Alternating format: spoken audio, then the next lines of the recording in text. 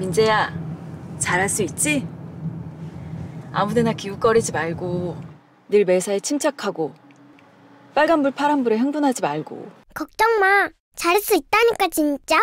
시작이 어려운 주린이가 걱정되신다면 대한민국 주린이집 이베스트 투자증권.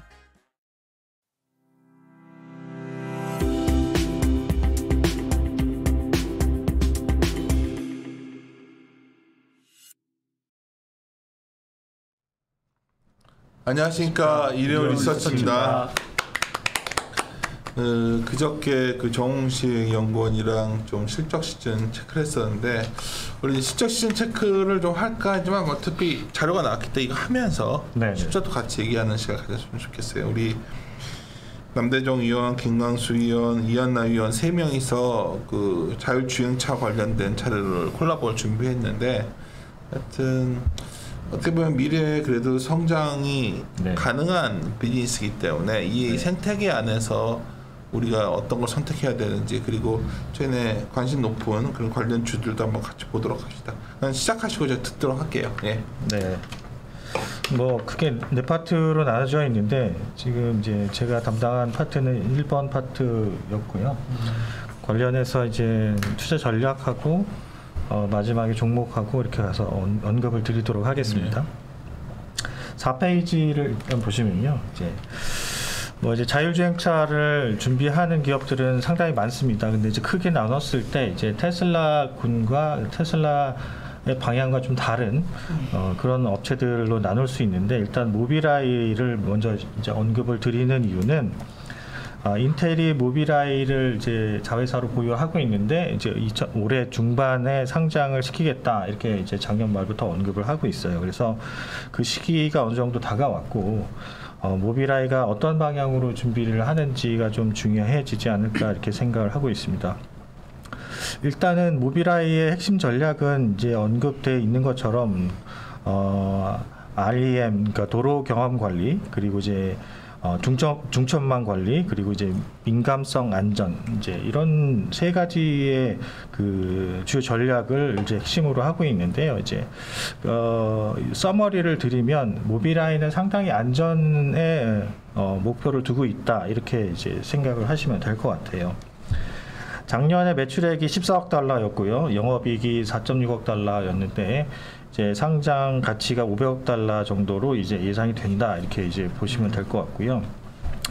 아래쪽에 보시면 이제 테슬라 같은 경우가 지금 다른 진영인데, 이제 다른 차이가 뭐냐면, 테슬라 같은 경우는 HD 맵, 즉 이제 그 덴시티가 높은 고밀도 지도를 사용하지 않고, 또는 이제 라이다와 레이더를 사용하지 않고 기술 개발을 자체적으로 하고 있다, 이렇게 보시면 될 것 같습니다.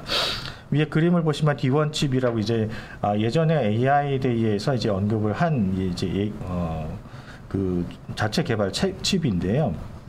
이걸 활용해서 도조 컴퓨터라는 슈퍼컴퓨터를 이제 개발을 했어요. 그래서 이거를 가지고 딥러닝 베이스로 해서 FSD 그러니까 완전 자율주행차의 시스템을 만들고 있다, 이렇게 보시면 될 것 같습니다. 하여튼 일단 어려운데 첫 번째 궁금한 게, 이 2가지 방식이 다 가능하고, 옛날에 그 우리가 비디오 볼 때요, 소니의 방식이랑 뭐 방식 싸움 있었잖아요. 그렇죠. 그래서 결국 기술이 더 좋은 게 소니 거였는데, 우리가 선택한 공유하는 건 VH 방식. 비디오가 그런 경험이 그렇죠. 있었죠, 그래서 내가 이걸 얘기를 좀 들었는데, 딱 그냥 기술적 우위는 테슬라가 더 있는 거 아니에요?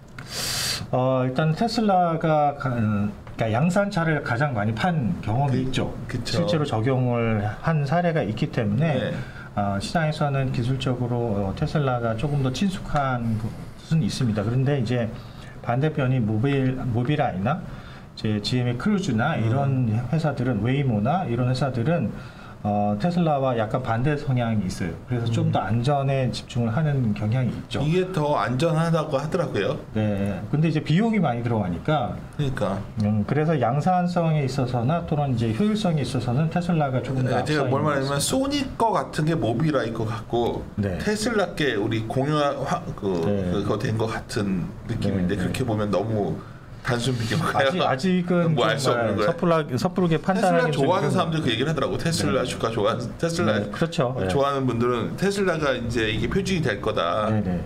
그럴 수도 있죠. 그런데 이제 한 5년 뒤에 사실 이제 모빌아이가 이제 준비하고 있는 2025년에 레벨 4의 자율주행 시스템이 이제 솔루션이 나와서 적용이 됐을 때 그때 이제 확산되는 그림들이 어떤 쪽이 많은가라고 이제 확인을 할 수 있을 것 같습니다. 몇 년 뒤에 이게 엄청난 중심이 될 것 같은데 네네. 아직은 승부를 모르는 거죠.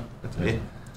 그 다음부터는 이제 뒤에 그 본문에서 참조를 하시면 되는데 일단 웨이모나 뭐 이제 크루즈나 엔비디아나 이런 업체들에 대해서 본문에 언급을 드려놨습니다. 그걸 참조하시면 될 것 같고요. 5페이지부터는 이제 김광수 위원이 이제 준비를 한 자료입니다. 예, 자율주행 기술을 놓고 테슬라를 비롯해서 모빌아이 그리고 완성차 OEM 업체들까지 굉장히 이 기술을 가지고 논쟁이 많이 벌어지고 있습니다. 그리고 어떤 기술을 향후에 채택을 하느냐라는 것도 논란이 되고 있습니다.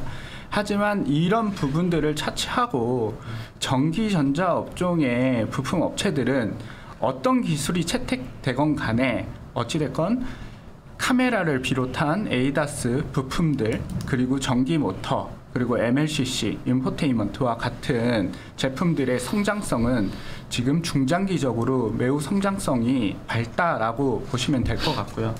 5페이지에 보듯이 이제 전기차, 자율주행차가 이제 전기차 기반으로 성장을 하게 됩니다. 전기차 시장 자체가 연평균 성장률 20에서 25년을 보더라도 내연기관 차량에 대비해서 압도적인 성장세를 보여주고 있는데 연평균 거의 50% 정도의 수준을 보여주고 있고요. 25년에는 18% 수준의 배터리 EV카가 비중을 차지할 것으로 보여집니다. 그리고 밑에 하단의 자율주행 기술 단계를 보시게 되면 현재는 지금 1단계에서 2단계 중심으로 성장을 하고 있지만 이제 2030년부터는 레벨 3, 레벨 4 이런 고도화된 자율주행 기술이 탑재될 것으로 예상이 됩니다. 6페이지를 보시게 되면요. 그러면 전장 부품에는 어떤 것으로 구성되어 있는지 제가 간략하게 표현을 해놨고요. 구동계 역할을 하는 전기차의 핵심이 되는 배터리 외에 파워트레인 부분이 전장 쪽에 부각을 받을 수가 있고요. 그리고 이제 에이다스와 관련된 세이프티 분야, 그리고 인포테인먼트 분야와 관련된 드라이버 인포, 이쪽 부분의 성장성에 주목해 보시면 좋을 것 같습니다. 에이다스의 이제 가장 기반이 되는 부품들이 이제 6페이지 하단에 나와 있는데 DCU를 비롯해서 여러 가지 워닝 시스템 그리고 파킹 관련 이런 부품들이 7페이지에 보시면 시장에서 주목받고 있는 카메라, 레이다, 울트라소닉과 같은 제품들이 있다라고 보시면 좋을 것 같습니다. 카메라 그래서 뭐 이런 것들 주가가 좋았던 거 아니에요? 계속? 네, 맞습니다. 하나 여기 질문. 이게 내가 잘 모른다. 네. 아니 그러니까 이것도 우리 전에 자동차들부터 계속 하던 얘기에서 공부를 계속 했었는데 네. 이게 지금은 그렇게 이쪽에 쓰이지 않고 있잖아요. 전혀 이런 부품들이 지금은. 자율주행 부품들이. 네.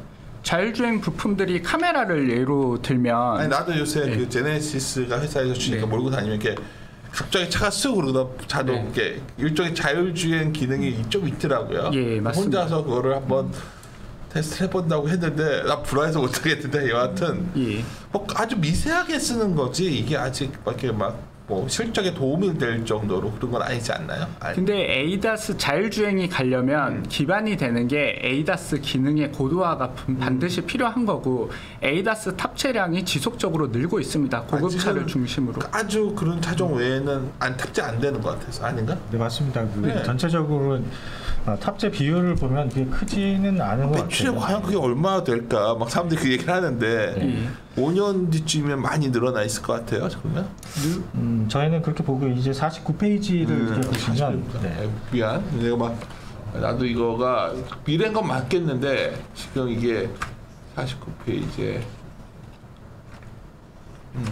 이거는 이제 차량용 반도체 단적인 예인데 시스템 기준이 아니라 반도체 기준이고요. 이제 표 11번을 이렇게 보시면 전체 반도체 시장 대비 이제 차량용 반도체 비중이 약 10% 정도밖에 안 돼요. 그리고 이제 우리가 친숙한 디램과 낸드 같은 경우도 이 중에서 다시 10%니까 상당히 좀 미미하다 아직은.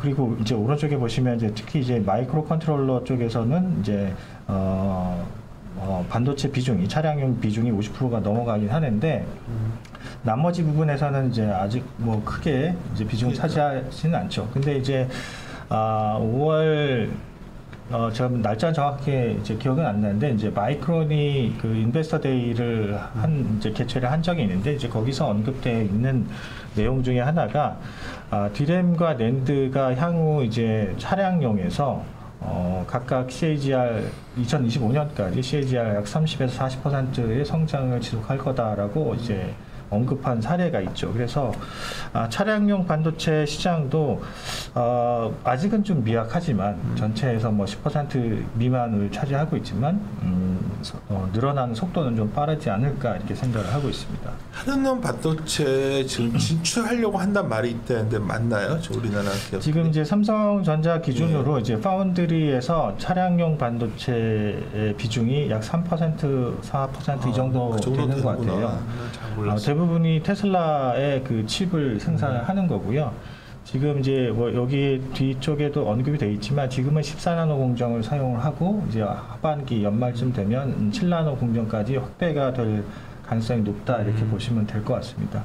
하이닉스 기준으로는 크게 뭐 차량용 반도체 매출 비중이 크지는 않은 것 같아요. 근데 이제 마이크론 같은 경우는 이 뒤에 있습니다. 이제 51페이지에 표 12번을 보시면 대부분의 차량용 반도체 업체들의 이제 상위권 랭킹을 보시면 NXP, 인피니언 뭐 다 이제 유럽 아니면 그렇죠. 뭐 일본 뭐 이런 업체들, 미국 이렇게 돼 있는데 여기 밑에 보면 8등에 마이크론이 있습니다.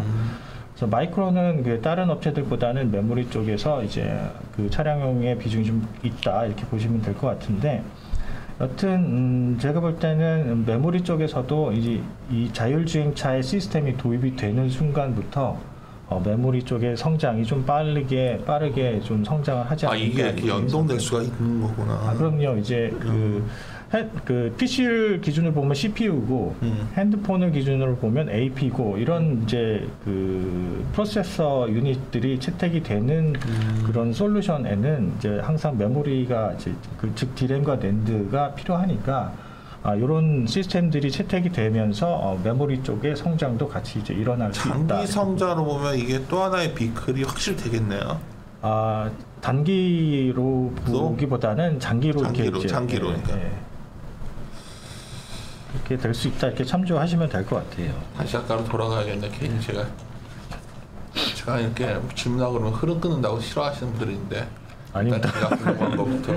왜냐면 좋은 건 알겠는데 이게 얼마나 지금 당장은 별로 미미해가지고 내가 봤을 때는 그렇죠. 당장 좀 크지는 않죠. 이게 뭐 이게 된다고 얼마나 되나. 그렇죠. 그래서 아까 넘어가서 그럼 아까 우리 5페이지 하다 말았는데. 예, 그래서 뭐 추가로 6페이지 성장성이나 이제 규모에 대해서 말씀을 드려보면 사실 19년도까지만 해도 이 자율주행차 그리고 관련된 업체들의 주가 모멘텀 이런 부분들이 많이 부각을 받았었습니다. 하지만 코로나로 인해 가지고 이제 그 20년 후반부터 시작해서 21년까지 이제 IT 쪽 제품에 대한 수요가 뭐 증가되는 부분 그리고 서버 네트워크 성장 이런 쪽이 되면서 부각을 좀 받기도 했었고 그리고 차량용 반도체 수급 이슈로 인해서 이쪽 산업이 상당히 좀 전망이 단기적으로 어두웠던 적이 있습니다.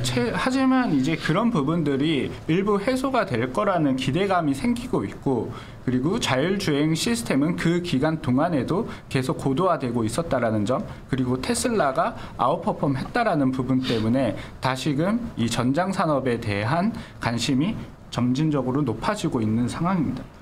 그래서 아까 예를 들어서 카메라 얘기들을 많이 하시는데요. 39페이지를 보시면 현재 고급 차량 기준으로 보게 되면 이제 서라운드 뷰 모니터를 포함해가지고 이제 보통 한 7개에서 8개 카메라가 장착이 되고 있습니다. 하지만 신기하더라고요. 이렇게 차 이렇게 보면은 옆에 어디 달렸는지 모르겠는데 차가 이렇게 이렇게 보이잖아요. 이게 보이는 그렇죠. 것처럼 레이더를 달아서 그런 거라고 하더라고요. 그거는 이제 카메라가 달려 있어서 전방, 후방, 측면이 다 탑재가 되어 있어서 그 시스템에 4개의 카메라가 그러니까 탑재가 내가 무식하게 이거 어디서 찍는 거지 생각해 보니까 찍어서 계산을 하는 거라고 하더라고요. 네, 맞습니다. 그래서 이제 화면에 보이는 CID죠. 그쵸. 그쪽에 이제 내비게이션 그 화면을 공유를 해서 그쪽에 이제 그 보통 파킹이나 아니면 후진을 할 때 그 그렇죠. 시스템이 작동을 하게 되는 구조고요. 그리고 이런 카메라가 이제 향후에는 12개 정도까지 이상으로 이제 탑재될 것으로 예상이 되고 있는 상황이고요. 지금 현재로서 하소수가 일반 IT 제품 대비해서 굉장히 낮습니다. 하지만 지금 현재로서 HD급으로 지금 전환이 가속화되고 있는데 내년부터는 600만 하소로까지 그 카메라 스펙 자체도 이제 증가될 것으로 예상되고 있기 때문에 Q의 성장뿐만이 아니라 P의 질적인 향상도 지금 기대가 되고 있습니다. 일반적으로 보급형 이제 범용 그 스마트폰 카메라 기준으로 본다 그러면 한 10불 정도 수준인데 차량용은 한 30불대 형성이 되어 있고요. 그런 부분에 있어서 전장 업체들이 카메라 쪽 부분에 좀 치중을 하는 부분이 있고요. 굉장히 긴 내용인데 이걸로 다 끝을 내는 건가 혹시? 아니요. 아니지. 계속 설명을 또 이제 종목이나 투자 전략도 설명을 드려야 되니까요. 근데 배터리 부분은 이한나 연구원한테 배터리 빼고서 다음에 올라갈 거니까. 그러면 아까 그 보신 데부터 이제 시작을 하시면 52페이지를 가서 이제 보시면 일단 뭐 차량용 반도체가 얘기가 나왔으니까 이제 뭐 차량용 반도체 조금 더 디테일하게 설명을 좀 드리면 트렌드가 이제 그림 69번을 이렇게 보시면 계속해서 이제 주요 이제 상위권 업체들의 매출 추이를 보시면 2020년 2분기 때는 뭐 코로나 때였으니까 근데 이제 계속해서 성장을 하고 있거든요. 물론 이제 여러 가지 이유가 있긴 하겠지만 이제 사실 이제 작년 상반기만 보시더라도 그 차량용 반도체 부족으로 인해서 차량이 생산이 못됐다라는 얘기들이 있었죠. 그게 이제 올해 하반기까지 이제 연장이 돼서 이렇게 나오는 얘기들인데, 여튼 이제 관련해서 차량용 반도체 업체들의 분기 실적들을 보시면 매출액과 영업이익이 계속 올라가고 있습니다. 특히 이제 르네사스 같은 경우는 이제 화재 사고에 영향이 좀 있긴 했겠지만 기저 효과들도 상당히 좀 크게 나오는 상황이고요. 영업이익률이 지금 이제 20%를 넘고 있는 상황입니다. 그래서 이제 상당히 좀 이제 분위기가 좀 개선이 되고 있다 이렇게 보시면 될 것 같아요. 54페이지는 이제 디램과 낸드 쪽의 얘기를 또 안 드릴 수가 없잖아요. 이제 최근에 보시면 차량용 반도체 시장이 수급이 좀 완화되고 있다 이런 얘기들이 좀 있습니다. 저희도 그런 부분들을 좀 캐치를 하고 있는데 이게 팩트예요. 이게 팩트면 왜냐면 자동차 생산이 늘릴 수 있으니까. 네, 저희 그렇게 보고 호재로 있어요. 네, 자동차 쪽에서 지금 최근에 그러니까. 자동차 섹터가 강한 이유가 이런 부분들 때문이 아닌가 저희는 이렇게 보고 있습니다. 올해 하반기에 디램과 낸드 시장은 저희는 뭐 이제 계속 이제 오버서플라이가 될 가능성이 높다. 그래서 시장에서 기대하는 것처럼 이제 디램 가격이나 낸드 가격이 상승세를 나타내기는 좀 어렵지 않겠느냐 이렇게 보고 있는데, 사실 이제 차량용 반도체 관련해서는 한 올해 하반기부터 수급이 좀 개선이 되지 않을까라고 생각했는데 그게 좀 일찍 앞당겨진 거죠. 이제 LG전자 같은 경우도 1분기에 실적 발표하면서 이제 차량용 그 사업부 같은 경우가 BEP 이상의 실적이 개선된 걸로 이제 계속 적자를 기록하다가 개선된 걸로 봐서는 이런 부분들이 좀 이제 작용을 하고 있다 이렇게 볼 수 있을 것 같습니다.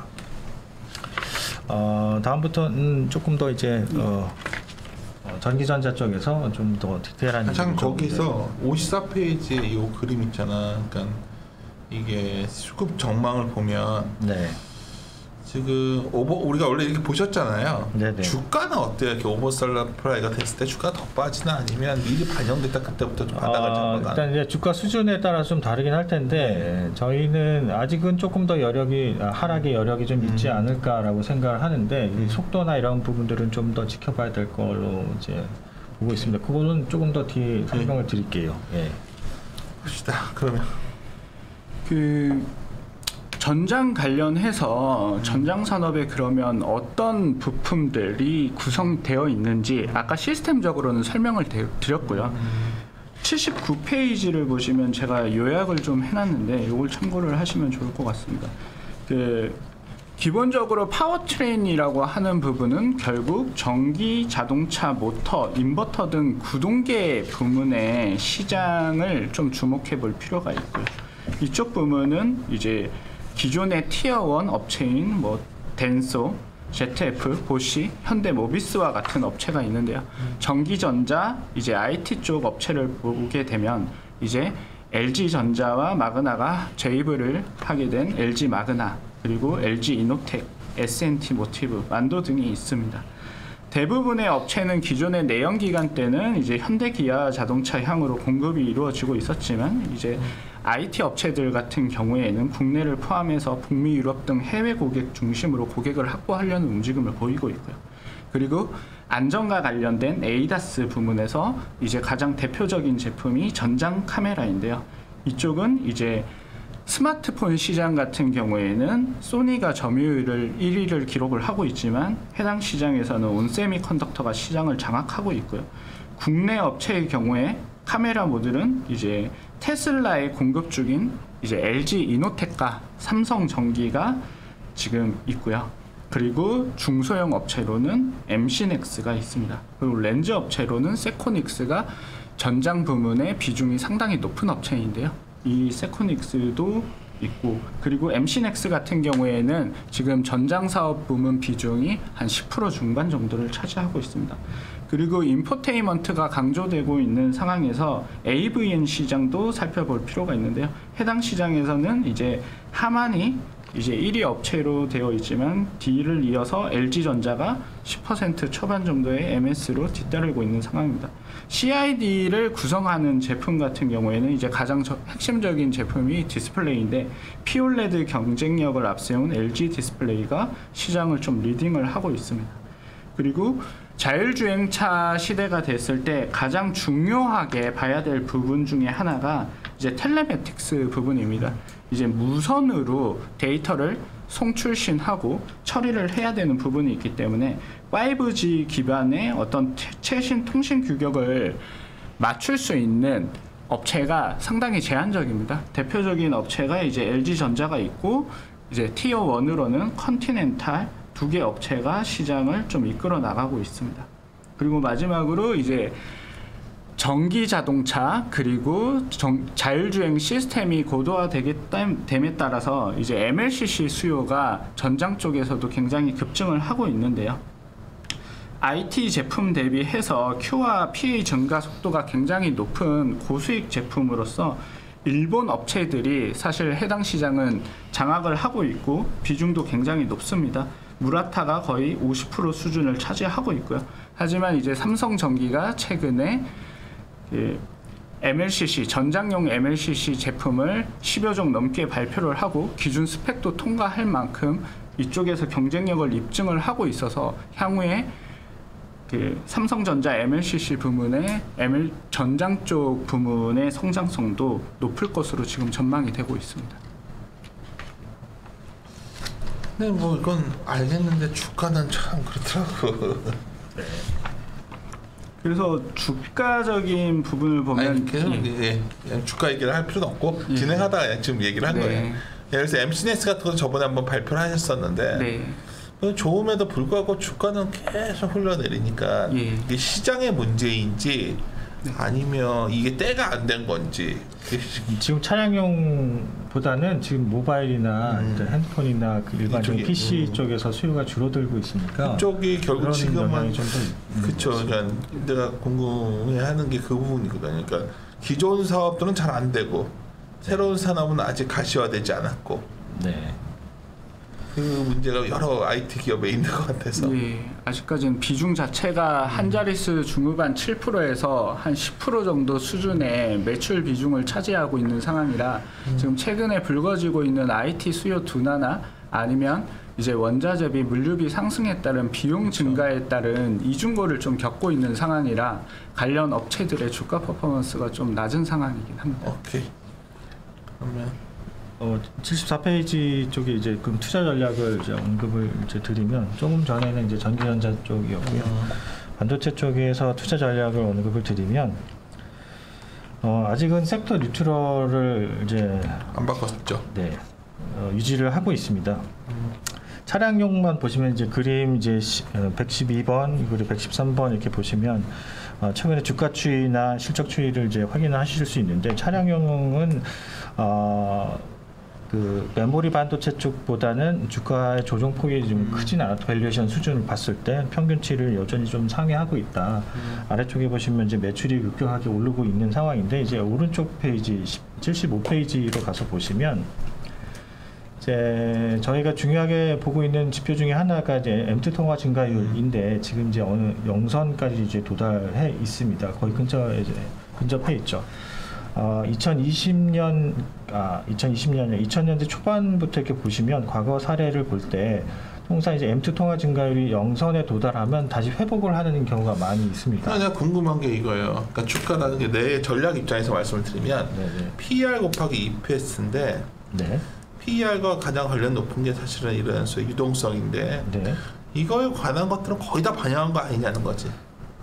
그렇게 보실 수 있는데 이제 지금부터 반영되는 게 실제 수요가 빠지냐 안 빠지냐가 중요하는 거죠. 이제 최근에 언급되는 게 이제 핸드폰 부품 업체들을 이제 보면 지금 5월달 들어서 오더컷이 나오고 있다 이런 얘기들이 들리고 있고요. 얘기하던 건데 나오더라고 기사가. 네. 그 삼성전자 기준으로 볼 때 이제 한 해의 그 뭐 핸드셋 판매 목표가 작년 말만 하더라도 3억 2천만 대 이상이었는데 최근에 보면 그 수치가 점점 낮아지고 있거든요. 그래서 최근에 시장에서 예상하고 있는 숫자는 한 2억 7천만 대 정도 되고 있어요. 그래서 그 숫자들이 점점 내려오고 있기 때문에 그러면 하반기에 우리가 어닝을 이제 높게 추정을 했던 것들이 이게 좀 내려올 가능성들이 생기는 거잖아요.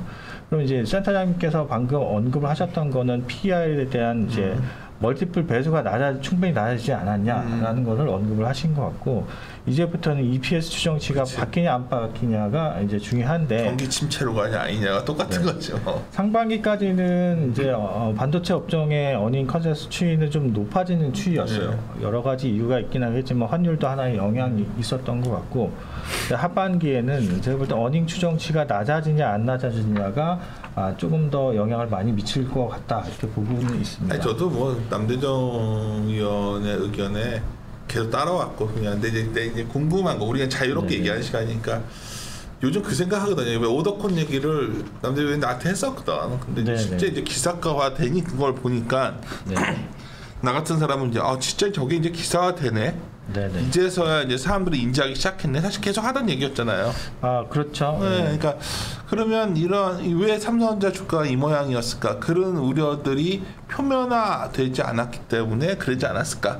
네. 이제는 사람들이 알게 되는 거 보니까 이제부터는 더 비관적인 사람, 그러니까 옛날 좋게 보던 사람들이 되게 우울하게 보기 시작할 것 같고. 네.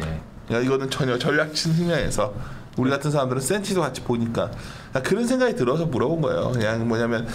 누가 그러더라고 저 식사 자리에서 그러니까 뭐 이런 거 있잖아요. 애들이 이제 컸는데 자식들한테 돈 모은 거 있으면 주식을 사라고 하면 뭐 사게 해줄까 뭐 이런 얘기하다가 한 사람이라도 오랫동안 우리 시장에 있던 사람인데 전자 한 6만 원 오면 사주면 크게 좀 10년 투자시키고 싶다 이 얘기를 하더라고. 내가 그냥 그랬거든. 6만 5천이나 6만 원이나 뭐가 그렇게 중요하냐. 근데 그 친구 주장은 그만큼의 어떤 시작이 좋아야 복리가 더 커진다 뭐 이런 주장을 하는데 내 생각 바닥에서 사는 게 더 좋긴 하죠.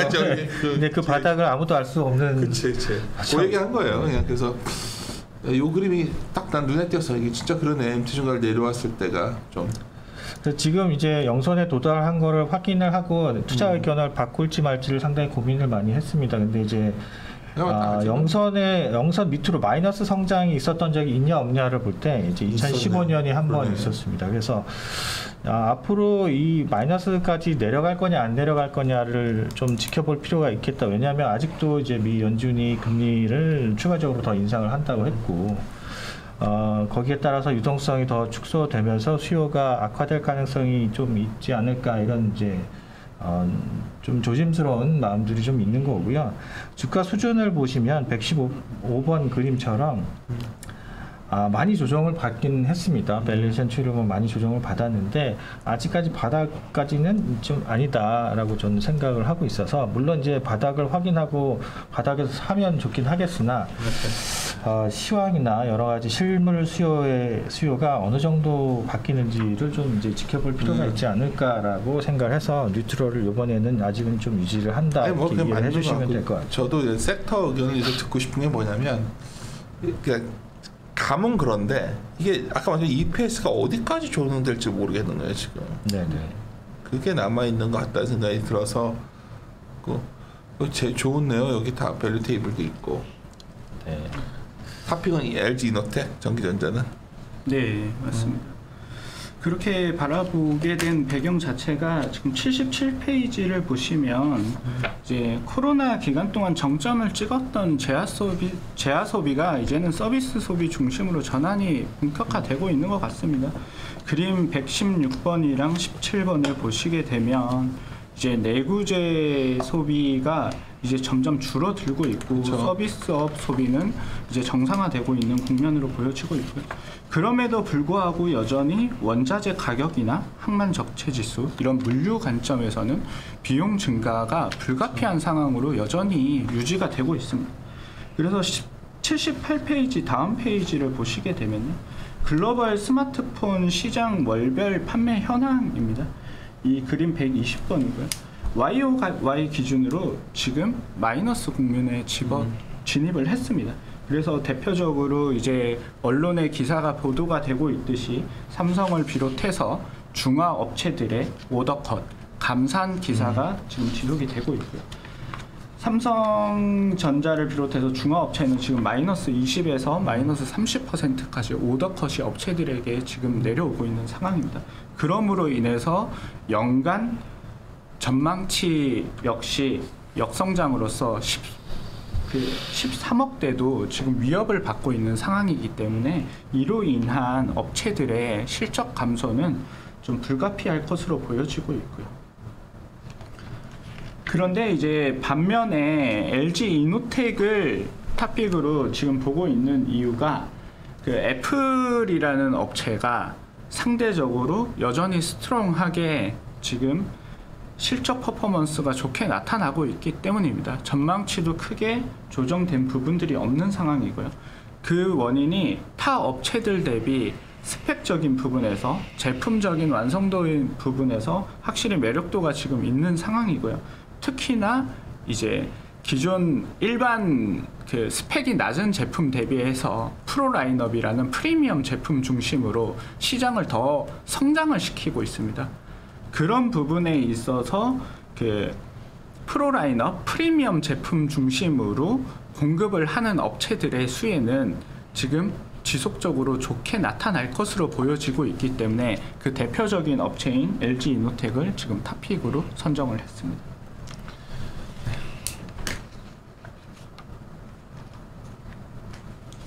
배터리를 빼고 하면 그러면 이제 종목을 얘기해 넘어가는 건가요? 네네. 어떻게 할까요, 종목을? 삼성전자를 이렇게 보시면 88페이지를 이제 주가 차트를 일단 보실게요. 이제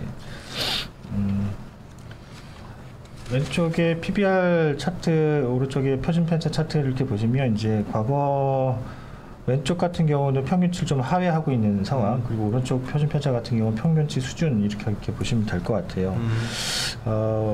128번 그림처럼 이제 아까 언급되어 있는 이제 차트랑 좀 비슷한 건데, 영선까지 도달했기 때문에 삼성전자 주가가 여기서 바닥을 형성할 것이냐라는 게 좀 중요한데, 일단 앞서 언급돼 있던 것처럼 이제 현재 글로벌 수요 자체가 지금 좀 불안한 상황이고, 일부 조사 기관들 같은 경우는 애플의 아이폰 연간 전망치들도 조금 살짝 내려오는 듯한 그런 이제 분위기들이 형성이 되어 있습니다. PC는 여전히 안 좋고 가전업체들도 수요가 좋지 않다라고 이제 언급이 되어 있고, 이 최근에 며칠 동안은 중국의 서버 업체들의 수요도 좀 불안하다고 이제 얘기들이 좀 나오고 있고요. 어제 뭐 루머라고들 얘기들 하시지만 이제 미국의 하이퍼스케일러 마이크로소프트나 이런 업체들의 오더컷 얘기도 언급이 되기 시작한 것 같습니다. 시장 투자자들이 이런 부분들을 이제 우려하고 있다 이렇게 보시면 될 것 같아요. 그래서 이런 부분들은 아마 이제 3분기 숫자들의 영향을 좀 미칠 가능성이 있다 이렇게 볼 수 있을 것 같습니다. 그래서 이런 부분들이 좀 해소가 되기 전까지는 좀 조심스러운 대응이 좀 필요하다 이렇게 볼 수 있을 것 같고요. 하이닉스도 이제 92페이지를 가서 보시면 이제 하이닉스도 홀드 의견을 이제 유지를 하고 있는데. 하이닉스는 이제 평균치보다 조금 더 내려와 있는 그런 상황입니다. 그래서 밴드 차트를 이렇게 보시면 이제 132번 그림 보시면 조금 더 삼성전자보다는 좀 더 내려와 있다 이렇게 보시면 될 것 같고요. 위에 표시 28번 표를 보시면 D램의 재고 일수에 대한 전망치인데요. 이제 트렌드포스를 이제 기준으로 한 겁니다. 이게 이제 메모리 업체들이 얘기하는 기준과는 조금 달라요. 이제 메모리 업체들은 2주에서 3주 이렇게 이제 얘기를 하는데 실제로 이제 트렌드포스 같은 경우는 이제 2분기 말 되면 메모리 제조사들 같은 경우는 8주 이상으로 좀 올라간다라고 이제 보고 있고요. 수요자들 입장에서도 재고 일수가 조금 더 올라간다라고 이제 예상을 하고 있습니다. 이게 아무래도 이제 재고 빌드업이 좀 더 많이 되고 있다 이렇게 보시면 될 것 같아서 이런 부분들이 이제 가격으로 이제 전가가 될 텐데 D램 같은 경우는 이제 3분기, 4분기 강세를 메모리 업체들이 예상을 하고 있죠. 그런데 이제 수요가 좀 더 빠지게 된다면 강세를 유지할 수 있을지 아니면 하락세가 유지가 될지 이걸 좀 지켜볼 필요가 있겠다. 근데 이렇게 또 하나 관전 포인트 우리가 이제 계속 얘기를 해왔는데 3, 4분기에 생각보다 반도체가 견조하다만 가격이 견조하다면 다시 주가는 좀 반등을 할 겁니다. 그럴 수도 있지. 그렇게 되면 이제 저희도 투자 의견을 바꿀지 심각하게 검토를 하겠죠. 94페이지는 해성 DS인데요. 이제 관련해서 차량용 반도체와 관련해서 이제 매출 비중이 좀 높은 업체들을 좀 찾다 보니까 해성 DS를 이제 언급을 드리는 거고요. 이제 95페이지로 가서 보시면 아까 그 삼성전자 하이닉스는 차량용 반도체 매출 비중이 그렇게 높지 않다 이렇게 언급을 드렸는데 이 회사는 이제 반도체 관련해서 리드 프레임과 이제 패키지 서브스트레이트를 생산해서 제공하는 업체입니다. 전장과 관련되어 있는 매출 비중이 30%, 그러니까 3분의 1 정도 돼요. 전체 매출에서. 오른쪽에 고객사별 매출 비중을 볼 때 이제 NXP, 인피니언, ST마이크로 이런 아까 그 차량용 반도체 상위권 업체들과 거래를 많이 하고 있습니다. 가장 큰 업체는 삼성전자지만 그래서 이제 커머더티 즉 일반적인 어플리케이션의 수요의 변화에 영향을 많이 받겠지만 그래도 3분의 1 이상 30% 이상의 차량용 업체들과 거래를 하고 있다 이렇게 보시면 될 것 같고요. 97페이지를 이렇게 보시면 분기별 실적인데요. 이제 작년 2분기부터 지금 현재까지 이제 매출의 성장은 ASP의 변화를 보시면 이제 가격의 상승이 실적 견인을 했다 이렇게 보실 수 있을 것 같습니다. 2분기, 3분기는 추가적으로 가격이 상승하기는 좀 어렵지 않을까 이렇게 예상을 하고 있습니다. 여러 가지 이제 주 고객사들이 느끼고 있는 이제 원자재 가격의 상승에 대한 부담, 원가의 절감에 대한 니즈가 상승하고 있다는 점 이런 것들을 고려했을 때는 가격이 상승하기 좀 어렵지 않을까. 다만 이제 이 회사에 대해서 전망을 그래도 내년에도 긍정적으로 하는 이유는 올해 4분기부터 캐파가 증가를 합니다. 그래서 향후의 실적 성장은 이제 물량의 증가가 견인을 할 거다 이렇게 예상을 하고 있고요. 98페이지의 이제 주가 수준을 보면 상당히 이제 아래쪽 PBR 차트를 보시면 좀 부담스러우실 수 있습니다. 다 좋은데, 네. 야, 좋은 거는 놔두질 않네. 그렇죠. 요새 소부장 업체도 그렇고 좋은 것들은 그냥. 네. 그래서 뭐 최근에는 소재 업체들에 대한 이제 주가가 상당히 좀 탄력적으로 움직였었죠. 뭐 동진세미타라든지 이제 솔브레인이라든지 뭐 이런 업체들이 많이 움직였었죠. 근데 이제 뭐 제가 볼 때는 신규를 진입할 때는 좀 부담감을 느끼실 수 있긴 하겠지만 그래도 업사이드 포텐셜이 좀 남아 있고 모빌아이가 상장을 한다면 아마 뭐 6, 7월 정도가 되지 않을까 중반을 목표로 한다고 했으니까 그렇게 될 때는 이제 또 다른 자율주행차 관련된 테마가 또 형성이 될 수 있으니 가지고 계신 분들이라면 조금 더 가지고 가셔도 괜찮겠다 이렇게 볼 수 있을 것 같습니다. 그러니까 최근에 이제 그래도 저번에 솔브레인 자료도 쓰고 그래서 그때 방송을 내가 안 하고 있었기 때문에 네네네. 좀 아쉬움이 있어요. 제가 그때 이게 뭐 자꾸 이렇게 종목을 얘기해 놓으면 막 이렇게 자본도 많고 그래서 이게 요새는 좀 귀찮고 뭐 그랬었는데 네. 결론적으로 그때 소부장이 좋았는데 뭐 해성 DS도 좋은 회사죠. 근데 이제 걱정이 딱 하나 있다면 보통 이제 이런 것들이 많이 알려지게 되고 나고 공감대가 형성되고 특히 미디어에서 많이 다루고 유튜브 채널 같은 데 와서 이제 막 사실 애널리스트가 아니라 애널리스트 자료 갖고 이제 얘기하는 사람들이 막 또 이거를 이해 안 되면 떠들 때가 좀 불안해지거든. 무슨 느낌인지 알지? 네네. 요즘 약간 그런 식으로 가고 있어서 나는 이럴 때는 항상 그 센티 지표를 많이 활용하는 편인데 그게 고민이야. 밸류들이 좀 부담스러운 것들은. 아까 해성 DS도 되게 마음에 드는데 그런 고민이 있다는 거죠. 네네. 조심해야죠. 네. 조심까지는 아니고 좋아지는 건 맞지. 그러니까 아까 오히려 나는 그래서 반도체 회사들이 그런 차량용 반도체 부분을 뭐 삼성전자가 좀 늘고 있을 때 그것도 뉴스와 많이들 모르잖아 아직은. 그렇죠. 네, 그런 것들은. 미미하니까요. 아직 미미하니까 아직은. 네. 참 LG전자도 이게 참 사람들이 관심이 많은데 이거 참 지치게 만드는 대표적인 것 같아. 전자하면 LG전자인 것 같은데 이노텍만 가잖아. 그렇죠? 저는 네, 뭐 LG전자는 가전 쪽 영향이 좀 가정 수요에 대한 영향이 전자부터 얘기 좀 해줄래요? 예, LG전자 같은 경우는 결국 지금 가장 크게 봐야 될 부분은 이제 가전이랑 TV 쪽 수요로 볼 수 있겠습니다. 그리고 코로나 기간 동안 실적을 이끌었던 주요 시장이 국내를 비롯해서 북미 시장에서의 퍼포먼스가 굉장히 좋았었습니다. 하지만 최근에 이제 북미 시장 자체도 부동산 경기가 슬로다운 해진다는 시그널이 좀 나오고 있는 상황이고요. 거기에 더해져서 지금 앞서 말씀드렸던 원자재, 물류비 부담이 여전한 상태고 그리고 수요 둔화에 대해서 이제 마켓 쉐어를 확보하기 위해서 마케팅비가 집중적으로 이제 쏟아질 전망입니다. 그로 인해서 수익성 감소가 좀 불가피할 것으로 전망되고 있기 때문에 지금 주가가 약세를 면치 못하고 있는 상황으로 보여지고 있습니다. 그래서 지금 그 105페이지를 보시면 PBR 밴드 상으로는 지금 평균을 지금 하회하는 그러니까. 국면으로 지금 좀 내려와 있는 상황이고요. 어찌됐건 지금 그 밸류에이션 기준으로는 이제 추가 조정이 좀 이루어진다 그러면 매수 구간으로는 판단이 되고는 있지만 지금 단기적으로는 신규 진입은 좀 보수적으로 접근하는 게 좋지 않을까. 왜 그래 여기서 오케이 알았어. 그리고 LG 이노텍 같은 경우에는 그 107페이지를 보시면 되고요.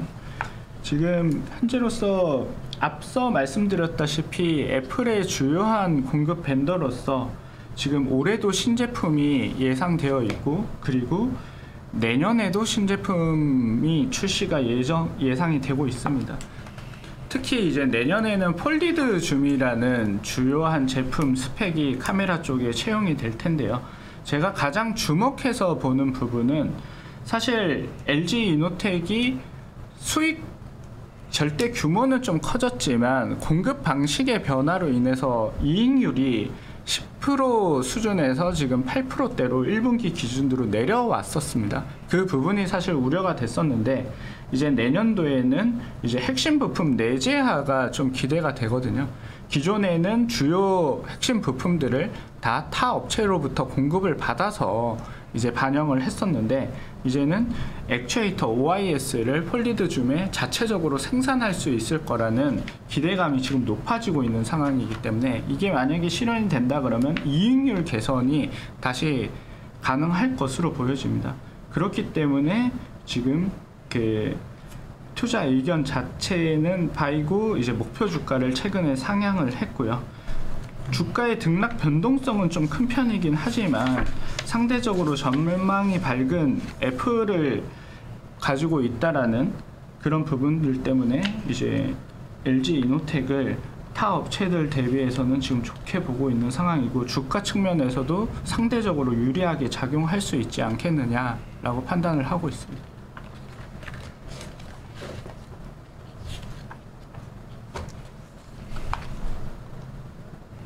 그리고 뒤이어서 111페이지 삼성전기인데요. 삼성전기도 지금 전장 사업 자체는 존재감이 확실히 부각되고 있는 모습을 보여집니다. 그 테슬라에 한 카메라 모듈 쪽 공급뿐만이 아니라 MLCC도 전장용 쪽으로 비중을 확대해 가고 있고요. 시장 성장성 대비해서 삼성전기의 퍼포먼스가 지금 더 좋은 상황입니다. 다만 삼성전기 역시 가장 실적의 중심이 되는 MLCC 부분에 매출 비중이 IT가 한 70% 정도를 차지를 하고 있는데요. 그러므로 인해 가지고 실적 우려에 대한 그 우려가 좀 여전한 상태로 주가 측면에서는 좀 약세를 면치 못하는 모습을 좀 보여주고 있는 상황입니다.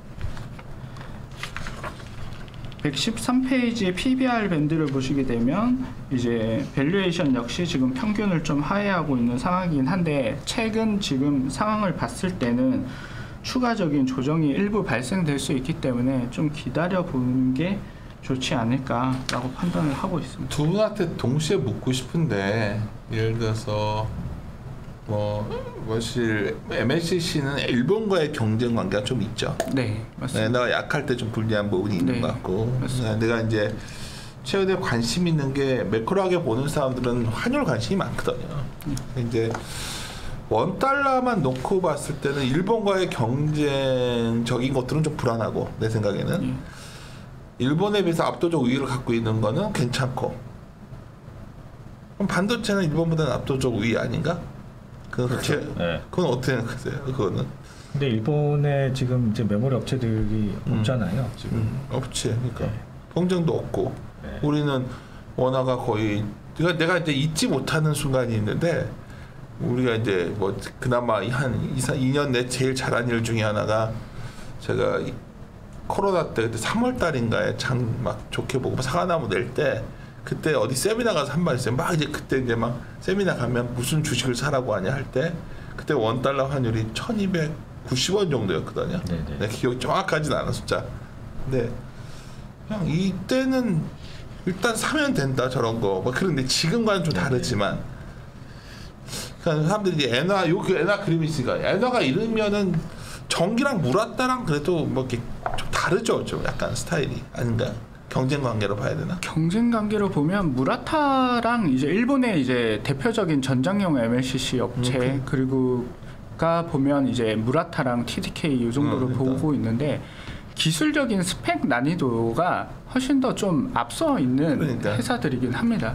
근데 그렇다라고 해서 무라타가 가격적인 부분 정책을 쉽게 변경을 하지는 않아요. 계속해서 유지를 시키고 있는 상황이거든요. 압도적 우위가 거기가 있는 것 같고. 뭐 아까 메모리 업체들은 일본에 없다고 잘못 얘기했는데 키옥시아라는 낸드에 있죠. 낸드에 있죠. 디램은 좀 마이크론 공장이 있긴 하지만 이제 제가 볼 때는 이제 키옥시아와 한국 업체들 간의 이제 경쟁하게 이제 볼 때는 점유율이 키옥시아가 작지는 않아요. 근데 이제 환율적인 측면만 놓고 본다면 현재 엔화 약세가 원화 약세보다 더 빠르게 진행되고 있기 때문에 이런 부분들은 추후에 가격 경쟁력이나 이런 부분들이 영향을 미칠 수는 있습니다. 그럼 우리나라 업체들이 경쟁력인 측면에서 가격적인 측면에서는 조금 열세에 놓을 수도 있다 이렇게 보실 수 있는데, 지금은 저희가 그런 거 부분보다 더 중요하게 생각하는 거는 왜 그 이머징 통화가 더 약세를 나타냈느냐가 더 좀 핵심적인 이유가 원인을 거기서 좀 찾아야 되지 않느냐 저는 이렇게 보고 있고요. 그 이유 중에 하나가 글로벌 수요가 조금 상당히 좀 불안해진다 이렇게 보시면 될 것 같아요. 듣다 보니까 우리 남대정 위원이 더 매크로한 거를 중시하는 거 있는 것 같고 자꾸 나는. 근데 보통 위안화가 약할 때 이머징의 바잉 파워로 봐야 되거든. 약해질 때. 근데 하여튼 최근에 이제 약한데 위안화도 그렇고 뭔가 좀 약세가 좀 주춤해지는 느낌이 좀 있어서 저는 원화도 그렇고 미안하게 살짝 절상하고 뭐 그런 움직임들이 좀 있잖아요. 네. 그래서 이게 이게 추세적이냐 아니냐는 전혀 알 수 없지만 네. 그래 정점 근처에 왔나? 나는 항상 주장하지만 여기가 바닥이고 여기가 뭐 고점 이걸 알 수 없는데 이 정도서부터는 조심해야 되는 구간이 있고 이 정도부터는 좀 위험을 안고 가야 되는 구간이 있는데 제가 이제 이렇게 좀 이 부분은 특히 시장 전체를 판단할 때 특히 IT는 한국 증시에서 매우 중요하기 때문에. 네. 이게 그런 구간인지에 대한 고민을 요새 많이 하거든요. 네. 이제 세미나 가서는 전략 입장에서는 수출 대응주 좀 사야 된다 얘기를 하는 편인데 오늘 이렇게 얘기를 하면 이 내용을 내가 알고 있기 때문에 지금 EPS 하락 부분이 나올 것 같다. 그 부분에 대해서 시장이 어떻게 반응할지 나도 궁금은 한데 그러다 보니까 이제 자꾸 물어보는 거예요. 그러니까 예를 들어서 환율 같이 매크로한 변수들과 IT와의 관련도가 꽤 높거든요. 그렇죠. 네. 그러니까 많은 분들이 IT는 그냥 바텀업으로 보는 줄 아시는데 아니거든. 그래서 우리가 어쩌면 작년에 남대정 의원도 그렇고 삼성전자 우리가 그렇게 막 안 좋게 얘기할 때 사람들이 얼마나 이게 좋은 줄 아냐 막 그랬을 때 그냥 그런 내용을 많이 얘기했었는데 반대의 경우도 지금 이제 매크로가 중요하기 때문에 이 매크로가 어떻게 보냐에 따라 달라지는데 여하튼 그다음에 MC넥스인가? 예. 이것도 저번에 말씀하셔가지고 관심 있어가지고 내가 계속 봤는데 예. 회사 되게 괜찮은 것 같다 그냥 흘러버리더라고 이것도. 여기도 역시 그 전방 산업 자체의 비중을 많이 차지하고 있는 부분이 이제 안드로이드 계열의 스마트폰 업체들입니다. 그러다 보니까 최근에 이제 스마트폰 수요 둔화에 대한 시그널이 본격화되고 감산 조치가 실행이 되면서 주가가 지금 무너지고 있는 모습을 좀 보여줬는데요. 결과적으로 올해 기존에 기대했던 부분은 그 보급형 카메라에 OIS라는 이제 기능이 추가가 되면서 P값이 늘어날 수 있을 거라는 기대감이 많았었습니다. 그래서 매출뿐만이 아니라 수익률도 상승할 것이라는 기대감이 있었고 그리고 이 MC넥스가 전장 부품 쪽에서는 현대기아차 향으로 65에서 한 70% 정도를 공급을 책임을 지고 있는 업체입니다. 그런 부분에 있어서 성장성이 분명한 건 사실이지만 앞서 말씀드린 대로 결과적으로 이 전방 수요의 불확실성과 그리고 원부 재료의 상승 그리고 이런 부분들을 판가에 얼마나 전가를 시킬 수 있을 것인가 이 부분이 향후 주가의 향방의 어떤 중요한 포인트가 지금 될 것으로 보여지고 있습니다. 내가 재밌는 얘기 해드릴까요? 지금 뭐 아까 그런 얘기 있잖아요. 내구재는 안 되고 서비스는 그 얘기를 저도 했고 다 하고 있는 거야 전세가. 근데 이제 다들 하는 얘기가 코로나 이전으로의 복귀가 완전한 복귀가 가능하겠는가? 그건 분명히 아닌 것 같잖아요. 코로나 이전처럼 우리가 태국을 여행을 싸게 갈 수 있겠으며 굉장히 오랜 시간이 필요할 거라는 거지. 또 복귀도 쉽지 않은데 그렇다고 코로나 시대가 지속될 것 같지는 않고 그러니까 스낵 같은 게 작살나는 이유가 그런 거에 있단 말이야. 근데 분명한 거는 코로나 기간을 통해서 오늘 얘기하니까 오래간만에 이제 또 우리 애널대 얘기를 기간을 통해서 굉장히 부가 축적되는 계층이 있다는 거죠. 그렇죠. 이게 굉장히 중요한 포인트인데 누가 돈을 벌었냐 젊은 부자들이야 언론에 많이 나오지만 그렇게 다수는 아닌 것 같고 그러니까 예를 들어서 우리가 비스포크인가 그 전자 고급 브랜드 광고는 막 젊은 층을 대상으로 하는데 실수요 측이 누군 줄 알아요 그게? 중장년층이 있죠. 50대가 사는 거야 그거를. 돈은 누가 갖고 있냐? 바잉 파워들이 거기 있다. 내가 이게 무슨 말이냐면 글로벌하게 봤을 때 우리가 지금 여기서 놓쳐서는 안 되는 게 이게 우리 관념속에서 생각하는 어떤 그런 트렌드라는 게 있는 거고 실제 액션의 소비 성향을 보고서 깜짝 놀란 거예요. 이게 그냥 아주 극단적으로 말해서 전세가 부동산이 너무 올랐는데 그 혜택을 누가 받냐는 거죠. 자산 효과를. 항상 이런 위기가 있으면 그러니까. 그 빈익빈 부익부 현상이 더 심해지기 때문에 부의 양극화가 계속 이제 확대되는 것 같습니다. 그래서 가전이고 모든 제품들이 어쩌면 좀 더 비싼 거는 더 비싸질 것 같고. 근데 비싼 걸 더 비싸게 해주는데 이걸 알고 내가 알 정도면 기업에 계신 분들도 알 거고 상품 구성을 좀 다르게 가져갈 것 같고 이미 그런 전략들이 많이 이제 작년 말 올해 초부터 진행이 되고 있죠. 그래서 그게 새 질서란 말이 있어요 지금. 그게 코로나 이전으로 돌아가는 것도 아니고 코로나가 지속되는 것도 아니고 새로운 질서는 쓸 수 있는 계층한테 표를 맞춰간다. 그렇게 됐을 때 우리 업황이 어떻게 될까? 그러니까 쉽게 말해서 아까 자율주행차도 그러니까 자동차가 아니라 어쩌면 과시용으로 소비가 될 수 있다는 거지 지금. 네. 막 그 엄청나게 정교해진 마케트에서 그래서 막 그런 거에 관련된 기업이 뭐가 있냐 하는 또 그러니까 요새 다시 대면이 늘어나니까 내가 뭐 요새 몸도 안 좋고 했다가 다시 사람들 만나면서 저녁에 만나서 얘기하다 보면 의외로 마바라틱한 이런 얘기를 하면서 많이 찾고들 있거든요.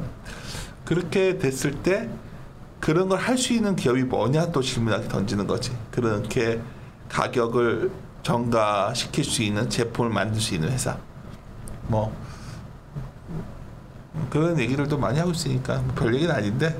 근데 뭐 자동차 같은 경우도 이런 이제 자율주행 솔루션을 채택을 시키면서 평균 판매 단가를 더 높일 수 있다 그러면 왜 자동차 업체를 왜 안 하겠어요? 자동차도 비싸게 팔 거라는 거지. 네, 그렇죠.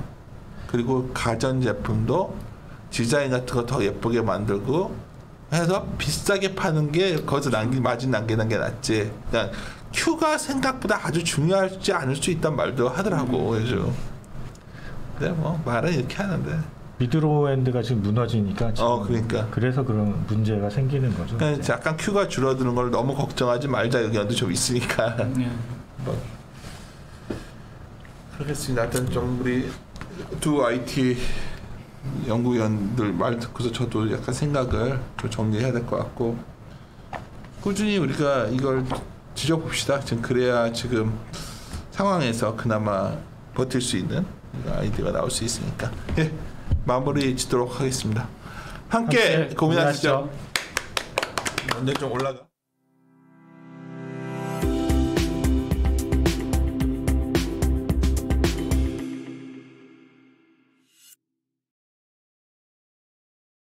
손이 진짜 많이 가니까요. 뭐 아무나 막 주워 먹지. 감정 조절도 안 되지. 팅을 따라서 우리를 모욕하지. No. It's really hard. 해외 시장이 어려운 주린이가 걱정되신다면 대한민국 주린이집 이베스트 투자증권